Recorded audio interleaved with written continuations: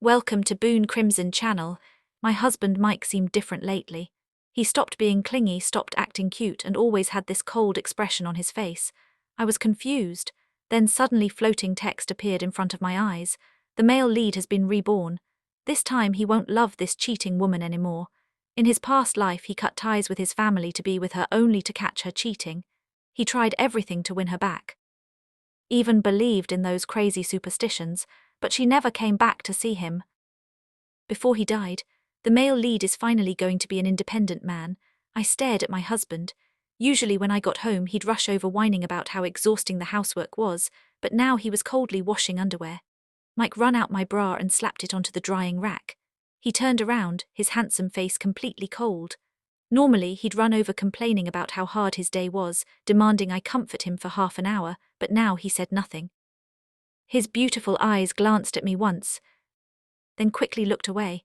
Was he mad? I quickly apologized. Sorry I had to work late. Did you eat dinner? Before Mike could answer, the floating comments started scrolling. The cheater always comes home to the male lead's homemade dinner. She's waiting for him to cook now, but our male lead won't love you anymore. He won't serve you anymore. The comments calling me a cheater made me frown. I may not be crazy about this husband, but I'd never betrayed him. Calling me a cheater was ridiculous. Sure enough, Mike's cold voice rang out, I'm not cooking today. He watched my reaction, then deliberately added in a flat tone, and I won't be cooking anymore ever. The cheater is definitely going to cry. The male lead used to make her different meals every day. Now no more love-cooked meals. Time to regret it. Hey, I agreed easily. Honestly, I was relieved. Truth is, Mike's cooking was terrible. He'd make these weird dishes like dragon fruit stir-fry with meat or chicken leg custard tarts. I never wanted to eat them, but seeing his hopeful eyes, I'd force it down. Mike froze, seemingly shocked. I accepted it so calmly. His expression darkened, looking somewhat hurt. Then he grabbed his phone, pressing his thin lips together. His slender fingers tapped the screen. Half an hour later, the doorbell rang. It was a delivery person from a Michelin-starred restaurant. Soon, beautifully packaged dishes covered the entire table. Mike sat at the table, eyes narrowed, looking elegant and expensive. Eat, he said coldly. Since you don't care about my effort, we'll eat this kind of food from now on. No home-cooked warmth. The comments went wild. Male lead, baby, you're still too soft, why give her such good food? You don't understand. This is sarcasm. The male lead is using money to humiliate her, telling her that without love, even expensive food tastes like nothing. Yes, make the cheater eat cold industrial food. Make her miss the male lead's unique homemade meals. I looked at the beautifully colored foie gras and steak in front of me. I cut a piece and put it in my mouth, so delicious I could cry goodbye forever. Fruit stir-fry, I devoured everything. After finishing, I looked up to see Mike's plate untouched across from me, his dark eyes locked onto me. Slender fingers gripped the knife and fork tightly. His eyes were slightly red. See, the male lead's heart is broken. The cheater ate so happily, doesn't care at all if he made it or not. He's still hopping. She'll ask, why won't you cook for me anymore? But didn't she just ate?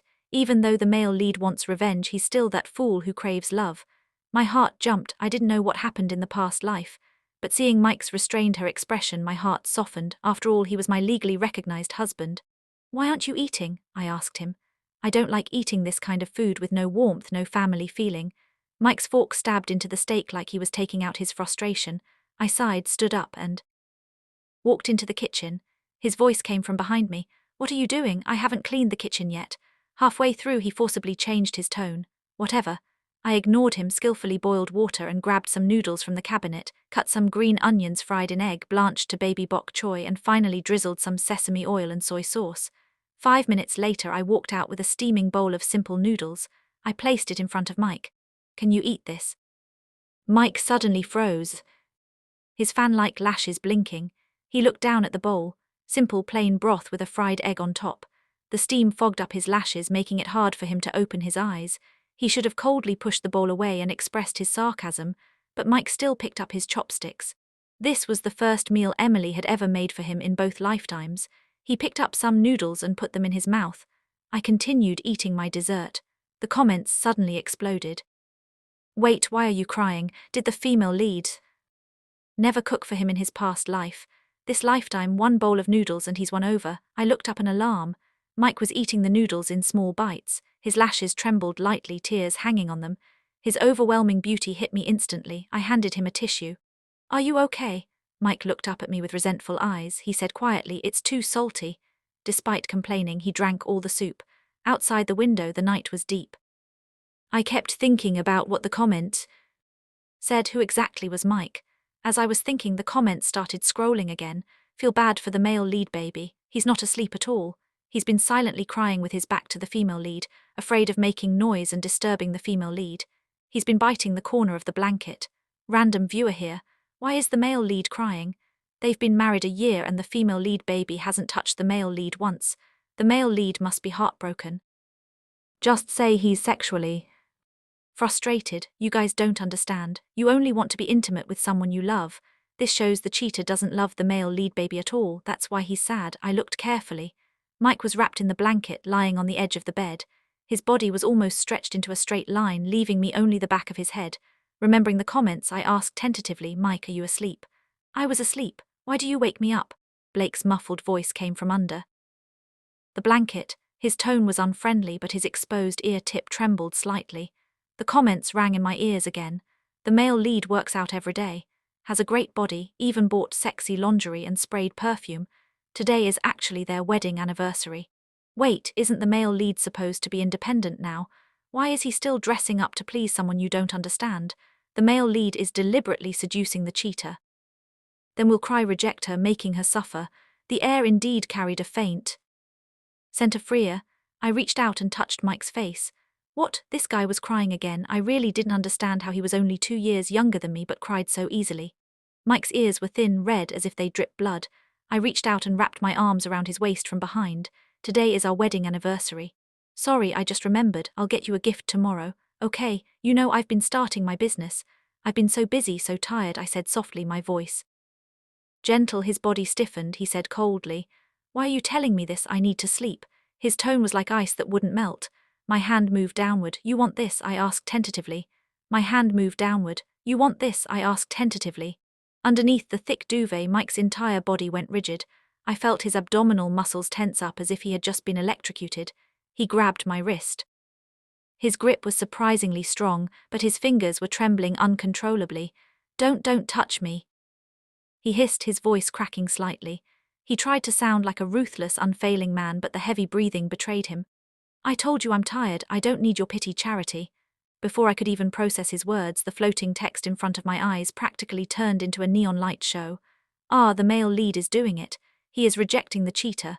Cruel, cold, unforgiving, make her beg for it. Wait a second. Why is his heart rate monitor on his smartwatch showing 145 BPM? Bro, you're gripping her hand, but you aren't pushing it away. You're just holding it against your stomach. Move it away if you're so tough." He can't. He's wearing the sheer black lace underneath his pajamas. If she moves her hand down another inch, his edgy revenge persona is completely over. I blinked in the dark. Sheer black lace. My pragmatic startup founder brain short-circuited for a second. This guy who spent the entire evening acting like a frozen iceberg ordered Michelin-starred food to mock me and claimed he was done serving me was wearing sexy lingerie under his sleepwear. I couldn't help it. A low chuckle escaped my lips. "What's so funny?" Mike snapped, his voice trembling with a mix of anger and sheer panic. He tried to roll away, but I quickly threw my leg over his, pinning him to the mattress. "Nothing," I whispered, leaning in close so my lips brushed against his burning ear. "I just realized that my husband is full of surprises today. Since it's our anniversary, shouldn't I unwrap my gift?" I flipped the heavy blanket off us. The cold air hit the bed and I gasped, squeezing his eyes shut. I easily slipped my hand out of his trembling grip and pulled down the waistband of his silk pajama pants. There it was, intricate black lace hugging his narrow hips perfectly. The contrast against his pale-toned skin was absolutely striking. The faint scent of freer filled the space between us. The floating comments were in absolute shambles. "Abort mission. The lace has been spotted." "Male lead, you absolute disappointment. Where is your revenge?" He lasted exactly 5 seconds of resistance. 5 seconds. Look at him shivering. He's biting his lip so hard it's going to bleed. He wants her so bad, he's practically vibrating. I looked down at Mike. His beautiful, expressive eyes were squeezed shut, his long eyelashes wet with fresh tears. He looked utterly humiliated, defensive, yet incredibly expectant. He was a bundle of contradictions, a man trying desperately to hate me, but lacking the basic hardware to do so. "You bought this?" "Me?" I asked, my voice softening. No, he lied through his teeth, his voice choked. It was on sale, I wore it by accident, don't look at me. He brought his arms up to cover his face, turning his head into the pillow. Mike, I said gently. I leaned down and kissed his jawline, feeling his pulse racing beneath my lips. It's beautiful, you're beautiful. A soft, pathetic whimper escaped his throat. The independent, reborn male lead facade completely shattered in an instant. The moment. Lips trailed down his neck, his arms dropped from his face and wrapped desperately around my shoulders. He pulled me down, burying his face in my neck, sobbing quietly. He's crying again. I can't take this anymore. He is too weak for the revenge trope. Whatever. As long as the baby gets what he wants. But tomorrow he will definitely be cold to her. That night there was no coldness. Despite his attempts to stay silent, he melted completely into my touch, clinging to me as if I were his only lifeline.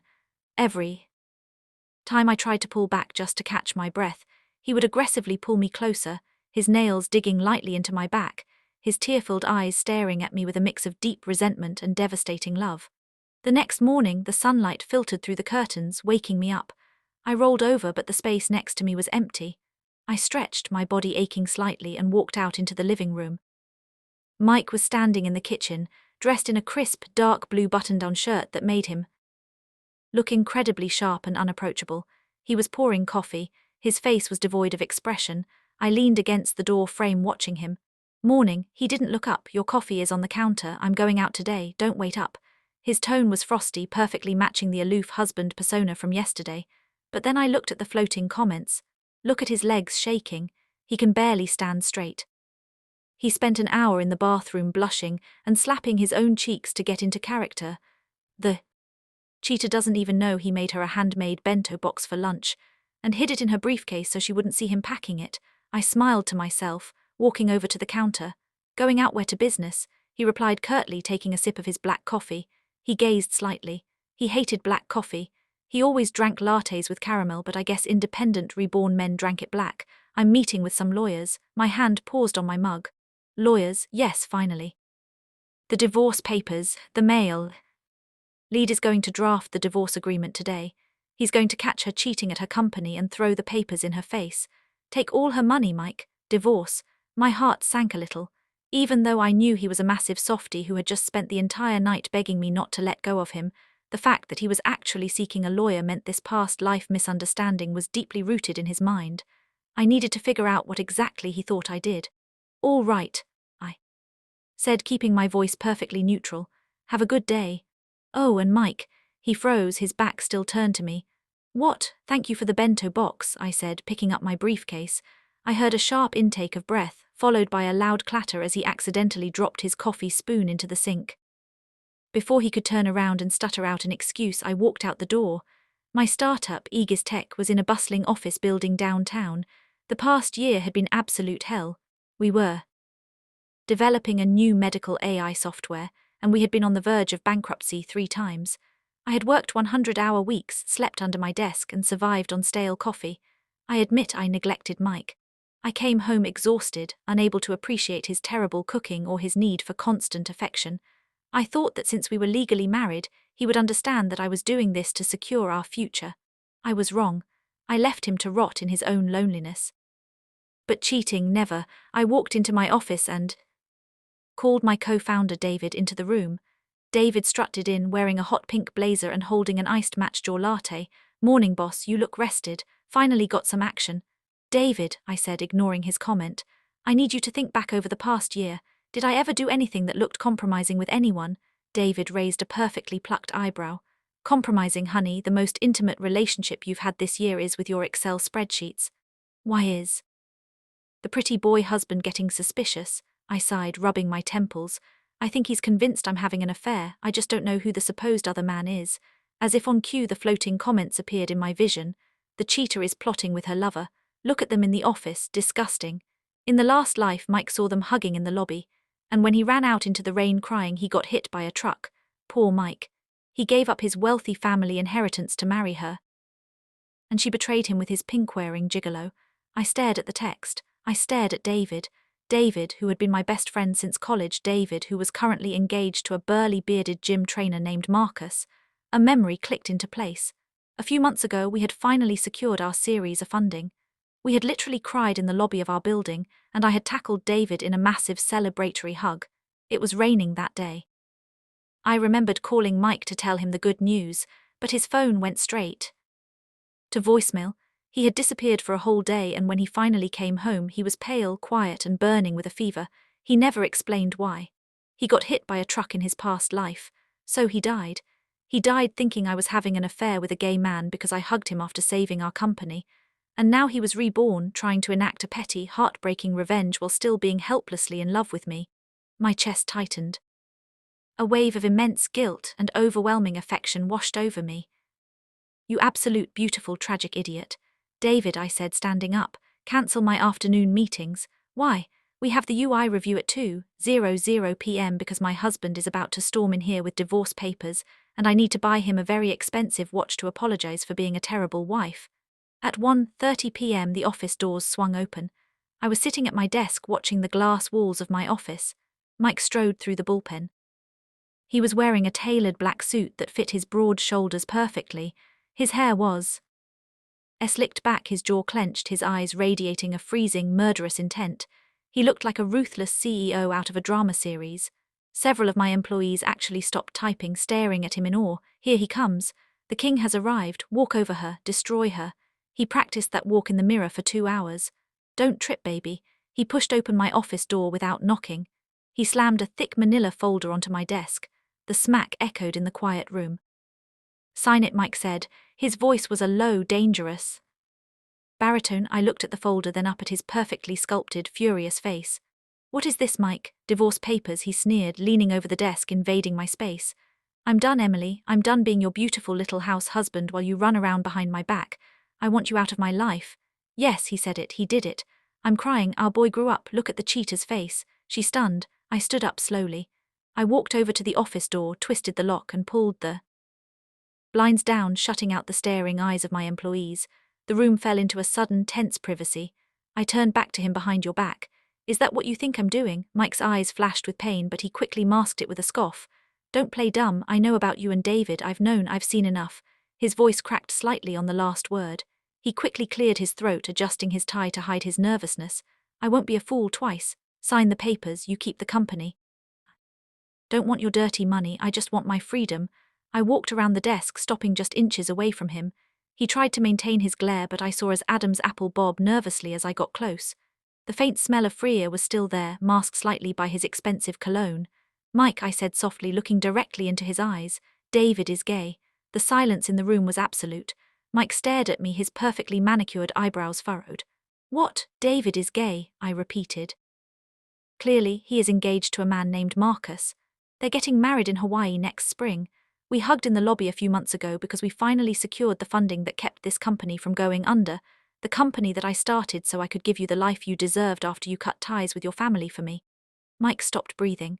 The color drained from his face, leaving him pale as a ghost. His eyes darted around frantically, searching my face. Liar, joke, anything. The floating text above his head completely stopped. For 10 seconds there was no Damarku. The viewers were just as stunned as he was. Then slowly a single comment drifted across my vision. "Wait, what?" Followed by an avalanche. "David likes men." The pink blazer was a clue. Hold on. If she wasn't cheating, then why did the male lead die? He got hit by a truck for nothing. The embarrassment. I can't look. Cover my eyes. Mike stumbled back until the back of his knees hit the sofa. He practically collapsed onto the cushions, staring blankly at the floor. He's gay," he whispered, his voice incredibly small. "Yes, but you never came home. You always looked at your phone and smiled. You rejected my dragon fruit stir-fry." I smiled at my phone because I was reading investment emails, Mike. "And I rejected your dragon fruit stir-fry because it tasted like warm garbage." I walked over and sat down next to him, gently taking his cold, trembling hands in mine. "I'm sorry I was so busy. I'm sorry I neglected you, but I have never ever loved anyone but you." Mike stared at our joined hands. The cold, ruthless CEO persona didn't just shatter, it evaporated into thin air. His bottom lip began to quiver, his eyes filled with heavy pooling tears. "You really didn't cheat," he choked out, looking up at me like a lost, heartbroken child. "I really didn't." A loud, ugly sob ripped from his throat. Suddenly he threw his arms around my waist, burying his face into my stomach. He squeezed me so tightly it knocked the wind out of me, sobbing uncontrollably, his broad shoulders shaking violently. I died, he wailed, completely abandoning any shred of dignity. Emily, I was so sad. I saw you hug him and my heart broke and I ran into the street and it hurt so much. And I thought you hated me. I thought you wanted to throw me away. Oh my God, he's just spilling the entire reincarnation plot. He doesn't care about the rules anymore. He's just a crying mess. Baby, your CEO's suit is getting wrinkled. I can't believe we cursed the female lead for 50 chapters, and she was just trying to secure funding. I stroked his hair, feeling the slicked back gel give way to his natural soft waves. I know, baby, I know, I'm so sorry, you're safe now. You're alive and I'm right here. I tried to be mean to you, he cried, his voice muffled against my shirt, tears soaking right through the fabric. I ordered that stupid expensive food and I didn't even want it. I just wanted to cook you dinner, but I wanted you to miss me. I did miss you. I smiled, lifting his face. His nose was red and his eyes were completely bloodshot. He looked like an absolute disaster and he was the most beautiful thing I had ever seen. Your cooking is terrible, but I miss you waiting for me. I miss my husband. I reached into my pocket and pulled out a velvet box. I opened it, revealing a sleek custom-engraved PC Philippe watch. I had spent half of my first big paycheck on it this morning. Happy anniversary, Mike. I'm sorry I'm late. He stared at the watch, then at me. He let out another loud wail and pulled me down onto the sofa with him, crushing my lips with his. It was messy, salty with his tears and desperately needy. All the pent-up fear, the trauma of his past life, and the agonizing act he had put on over the last 24 hours poured into that kiss. When we finally broke apart to breathe, he was straddling my lap, his arms wrapped tightly around my neck, refusing to let an inch of space between us. You can't work late anymore, he sniffled, rubbing his wet cheek against mine. You have to be home by 6 and you have to eat my food even if it's bad. I'll hire as a cooking instructor. I compromised gently. We'll take classes together on weekends. Mike paused, considering this. A small, genuine smile finally broke through the tears. Okay, but you still have to comfort me for half an hour every day when you get home. Deal. I looked up at the space above his head. The floating text had changed entirely. The hostility was gone, replaced by a sea of pink emojis and exclamation points. He won. He got the wife and the watch. Our male lead is a genius. He used the pity card perfectly. We love a happy ending. Now take him home and lock the doors, Emily. Wait, did she just say she knew his food was garbage? Ella Marfo. I wrapped my arms around his waist, resting my chin against his chest. I didn't care about the system, or the rebirth, or the magical floating comments. All I cared about was the reality in my arms, my husband, clingy, dramatic, terrible at revenge, and entirely mine. Let's go home, Mike, I said. I'll let you make me whatever you want for dinner tonight. Mike's eyes lit up. Even the chicken leg custard tarts, I mentally prepared my stomach. Even those, he beamed, leaning down to kiss me again. The past life was over. The future, however bizarre and poorly seasoned it might be, was just a sweet awaiting. If you like the story, don't forget to like it, share it and subscribe to my channel. See you next time.